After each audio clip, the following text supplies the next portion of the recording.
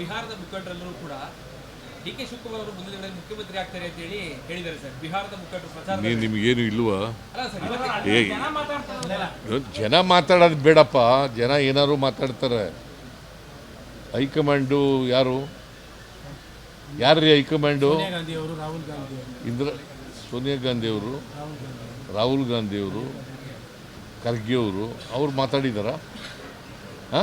ಮತ್ತೆ ನೀವೇ ನಿಮ್ದೇ ಚರ್ಚೆ ಜಾಸ್ತಿ. ಅವರು ಜನ ಮಾತಾಡೋದಕ್ಕಿಂತ ನಿಮ್ಮದೇ ಜಾಸ್ತಿ ಆಗಿರೋದು. ಕೇಳಪ್ಪ, ಈಗ ಪ್ರಶ್ನೆ ಕೇಳಲಿಲ್ಲ ಈಗ ಅವರು. ಅಗತ್ಯ ಏನಾಯ್ತು? ಯಾವ ಮುಖಂಡರು? ಈಗ ನೋಡ್ರಿ, ಹೈಕಮಾಂಡ್ ತೀರ್ಮಾನ ಮಾಡಬೇಕು. ಹೈಕಮಾಂಡ್ ತೀರ್ಮಾನ ಮಾಡದೆ ಬೇರೆ ಯಾರೇ ಇದು ಮಾತಾಡಿದ್ರು ಕೂಡ ಅದಕ್ಕೆ ಕಿಮ್ಮತ್ತಿಲ್ಲ.